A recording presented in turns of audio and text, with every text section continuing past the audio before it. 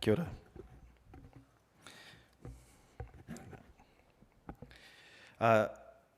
Tēnā koutou ngā orauranga tirama.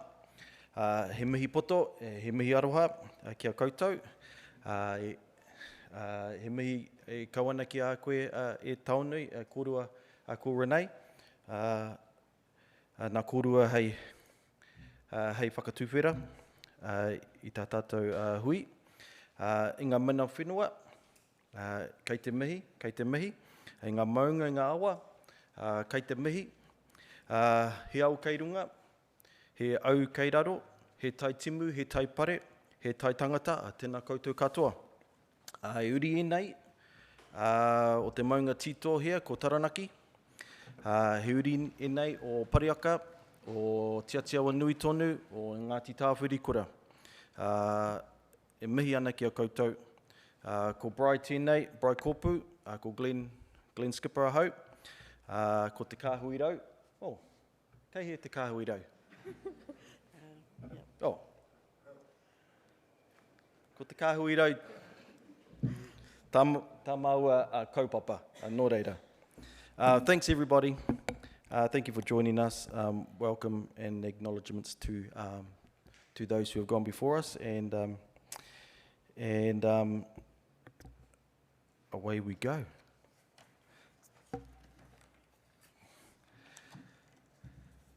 So I'm going to start us off with a little bit of context, a little bit of background. As Claire just kind of alluded to, there are 3 tiers, and a conceptual project, an emergent and an established project, and so we fulfill the conceptual kind of bracket as a project.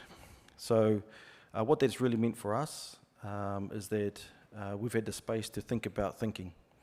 We've had space and time, and that has allowed us to be very intentional and deliberate in our practice.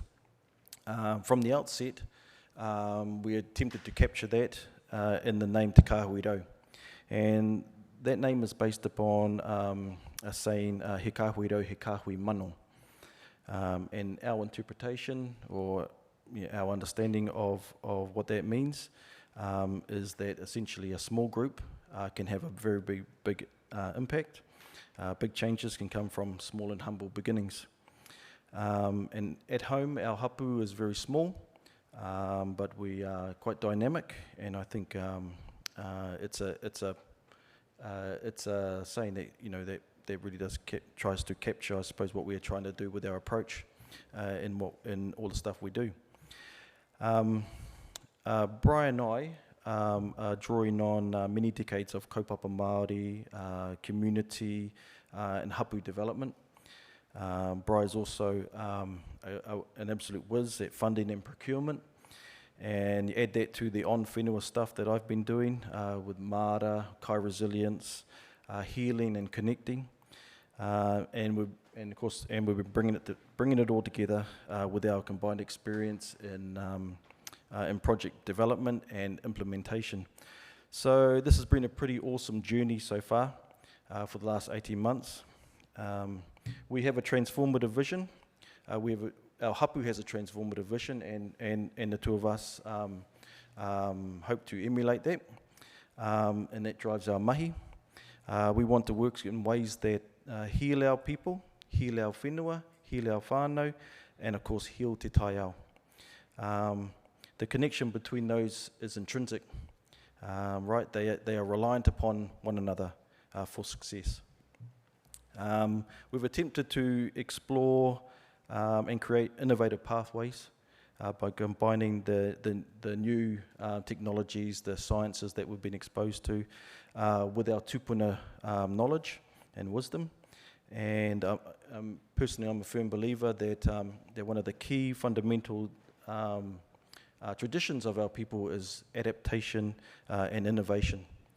From the moment our tupuna stepped, or those who stepped off waka onto this whena, we've been innovating and adapting, and so we continue that today.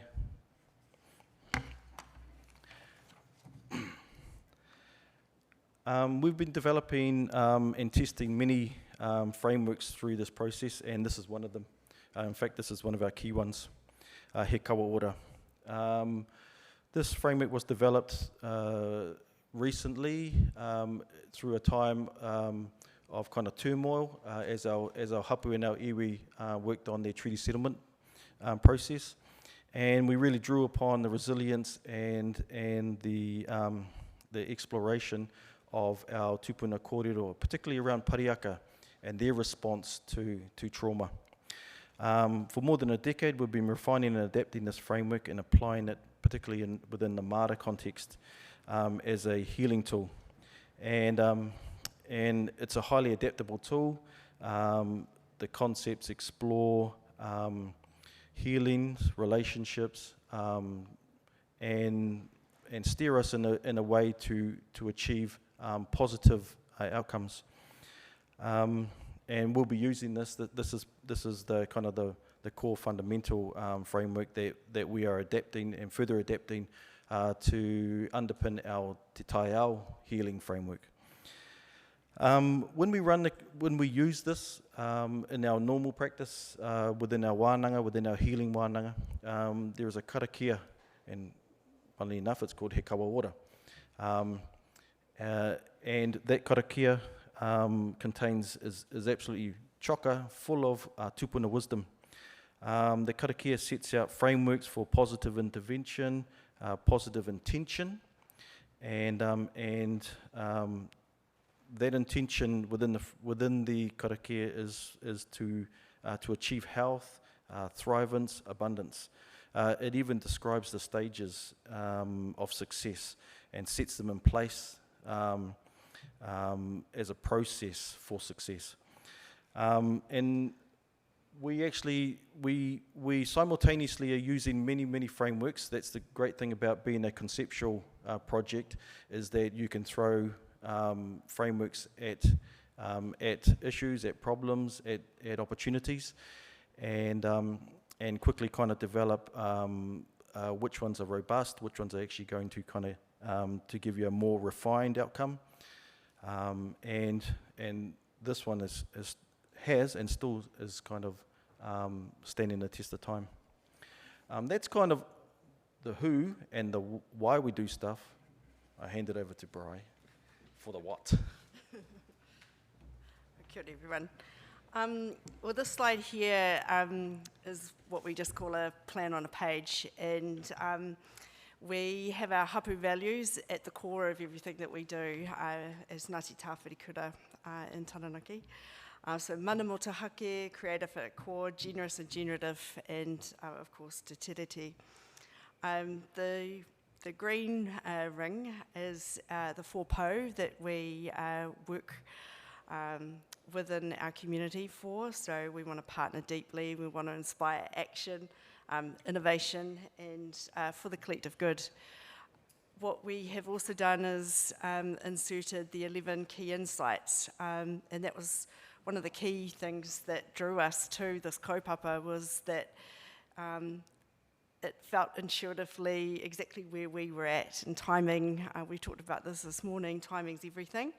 And those key insights have validated some of the things that we knew intuitively, but also through the research process validated that as well. The darker grey ring around the circle, we've got lots of circles in our presentation, are all the projects and outcomes that we want to see happening in Taranaki and be able to share around Taranaki. The green impacts are the 4 key impacts that we want to see in the world. I did leave a just and equitable world, because we know that it's going to take a little bit longer than the time frame of this program. On the other side is the enablers, so the things that we're doing behind the scenes to create an enabling environment for us to be able to do everything that we want to do. The first key insight that we wanted to share with you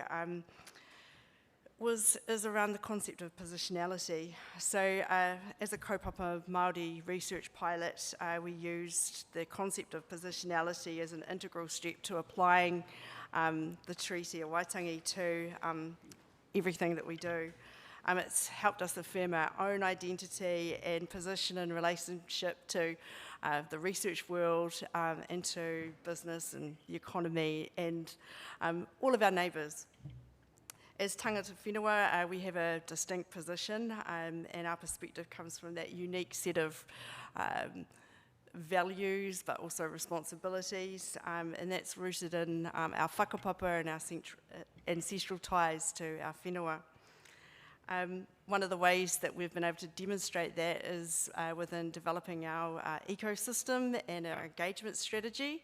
So we're really looking for partnerships in the community and with government where we can come together really understanding what our position is in order to have, a respectful and trusting kind of relationship. There's nothing more frustrating for us as mana whenua when we're engaging with people and organisations that don't really understand that positionality, and that's the key insight of the key insight.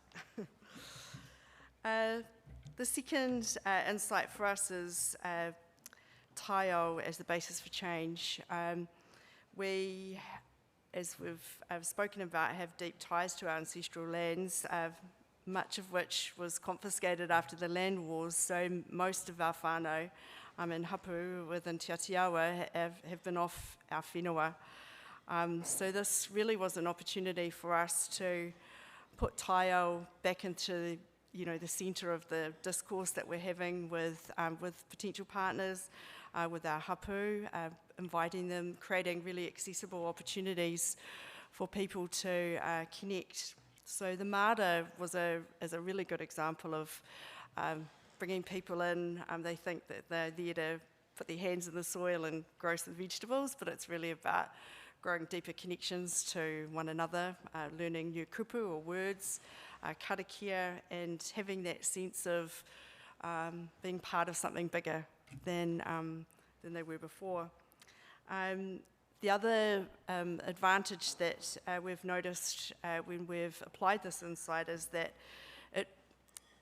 Taiao has a unifying effect, and for most of the people that we're talking to, our community collaborators and peers, it's really has been able to unlock a lot of conversations because of that shared care and shared concern that people have for climate change, for the environment, and for us, been able to share what Taiao is. It's not just a straight translation to the environment. So I think there's some level of reciprocity that has been great. We couldn't really talk about market and value chain development without looking at changing economic models and defining what success means to us. And as we navigate the challenges and opportunities at the intersection of climate change, culture, and community, I love Kate Raworth, and we took the opportunity to think like 21st century economists, and intuitively we knew our compass had a deep misalignment with that degenerative economy and growth for growth's sake. And we, have really enjoyed the process of thinking about what is success to us as a hapu, what is success for us as whānau, what is success for us in Taranaki. So not just, where we live in New Plymouth, but around the maunga. The questions that we asked ourselves sort of led us back to our deep hapu and economic development connections from our tupuna, but also back to the wonderful example of Parihaka, which thrived on regenerative principles, collaboration, and deep respect for Taiao. And those past economies were not viewed in isolation. Economic activity was integral to the well-being of hapu and sustaining and enhancing all whānau. And fast forward to where we are today, we're actively defining what a circular economy is. It's the buzzword wherever we open up a new strategy or plan or go to conference. Everyone's talking about circular economies. And so for our hapu and for our project, we're really interested in defining what a circular economy means to us today. And with the help of New Plymouth District Council and their Zero Waste Fund, We're looking to host an Indigenous Māori Circular Economy Conference in 2024. As a project manager, I love capturing outcomes, and as a conceptual project, we've been able to develop our Taiao strategy, He Kawa Ora, which is the healing framework that Glenn's talked about. We're developing a brand, and the research is really capturing our whānau voice, which will be a really essential part to that brand development and the authenticity of products and services that we will eventually be able to deliver in community. We've run wānanga where we've had nearly 320 people attend those wānanga with top Māori scholars, with Linda and Graham Smith. We've run a number of events, so as Claire talked about maramataka, we've run puanga, matariki, and one of the important things, as I've said before, is around acquiring our ancestral lands back and being able to strategically patch together an integrated plan for whenua that's here, whenua that's there, and da-da-da-da-da. So that's been an amazing part of the experience, and one that we'll be able to share and demonstrate to other regions, because we know that, that isn't a unique problem, and often within whānau trust, there's just not a lot that you can do on one particular thing, but if we look at integrating, our strategies, we can go from there. You probably can't see the whiteboard, but this slide we call Thinking About Thinking, and we're incredibly grateful for this opportunity, because it really has given us the chance to think about thinking, to talk to other really amazingly clever people who share their wisdom with us, their science and innovation knowledge, and we've really had a noticeable shift from thinking about micro issues, the challenges that we've got, to much bigger macro and systemic issues that face us in Taranaki.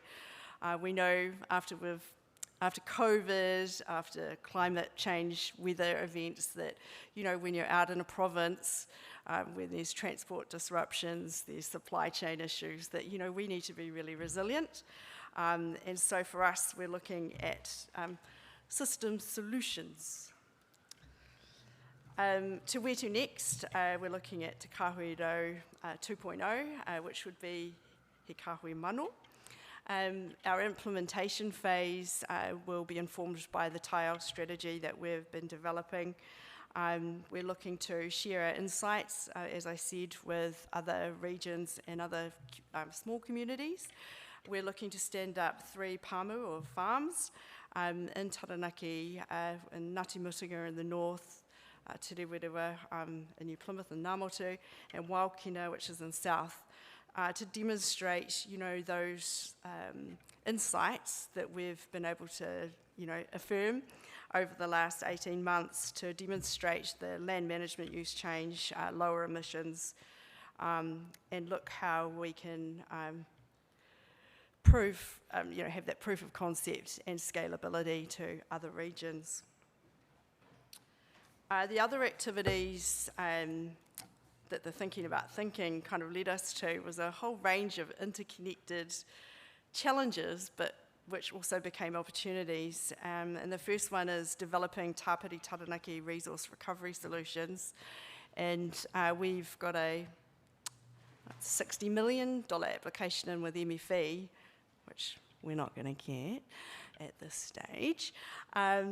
But it's looking at working with our organic waste and looking at flipping that paradigm to resource recovery and the bio fertiliser as an input back into whenua. So again, it's got that nice sort of circular aspect to it. We're working also with MPI to look at the development of a Taranaki Māori food system strategy. Again, looking at more of the systems issues than just kai resilience, which is a big part of the mahi that we've been working on for the last 10 years. We're also developing with the Department of Internal Affairs, and we are looking for other investors, an Indigenous business ecosystem and a Indigenous Business Incubator and Founder Program, which is the next one. And then also our Circular Economy Conference, which is going to be at the end of April into May. I think that was it, but Glenn's got the last slide to round us out.